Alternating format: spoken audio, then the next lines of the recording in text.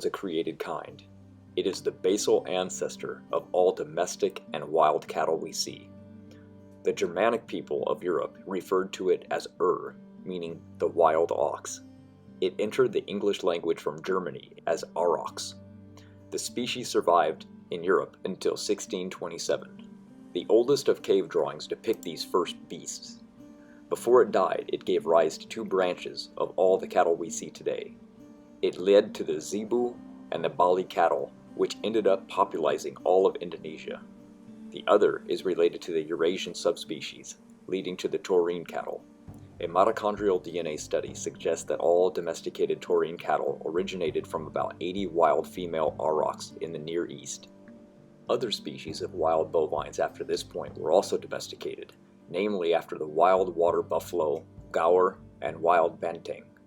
All of these can be traced back to a single source, the auroch. Even modern-day species have ancestral alleles present. In this study, the focus is on evolutionary dynamics between bovids and bovine lentiviral proteins to find relation between species.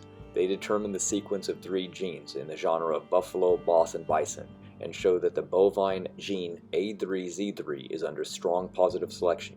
They conducted a combination of studies consisting of molecular phylogenetics, structural biology, and experimental virology. What they found was that all of them are in the same family. This means that the aurochs are the parent basal ancestor of the entire bovine and bison family. Now let's talk about bovine diversity for a minute. There are 2 types of water buffalo today, the African Cape buffalo and the water buffalo. There are 74 breeds of domestic water buffalo today, but only small numbers of wild water buffalo remain. The wild water buffalo is sometimes referred to as a different species, B. arni, but it can interbreed with other domestic water buffalo, so it is still a debate in the community. There are 2 types of bison, European and American. 4 of the popular bovine species today became at least partially domesticated, all of which came from Western or Southern Asia, the cow, yak, banteng, and gayao. Recently, they took all the cattle varieties in India and tracked them back using analysis of mitochondrial, Y-chromosomal, and microsatellite DNA. 2 bovine species contributed to all of the Indonesian livestock, zebu and banteng, aka Bali cattle, which are the ancestral populations of those alive today, which descended from the aurochs and zebu mating. Remember, domestic yaks, gale, and Bali cattle are not direct descendants of the aurochs. They are way down the ladder and a far more current species. 73 modern cattle populations carry the ancestry of the sequenced auroch genome still to this day. The Bos acutafrons is called the ancestor of the aurochs for one reason only, because it was found in the Pleistocene age strata of India, which they say goes back 2.6 million years or so, or as recent as 11,700. So it's basically just more storytelling coming from SpongeBob universities. I mean, see for yourself, use your own eyes.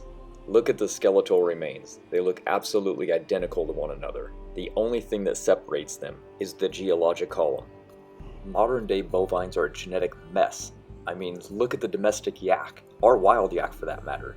The domestic yak has a total of 3,187 deleterious mutations per individual, and the wild yak has a total of 2,067 deleterious mutations. What a disaster. This is utter proof, and just another example in the long list of species alive today with massive genomic decay. Listen to what Julius Caesar writes in the Book of Galactic Wars about the aurochs. These are a little below the size of an elephant, and of the appearance, color, and shape of a bull. Their strength and speed are extraordinary.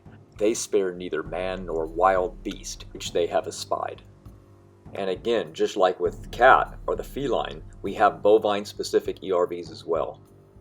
As you can see, there is no evidence anything came before it. All evidence points to bovine remaining bovine from the beginning of creation until now. Aron Raw, you have nothing to back up your arguments besides storytelling and lies. You should admit that you're a failure and just move on. I should have known better. That's what I thought.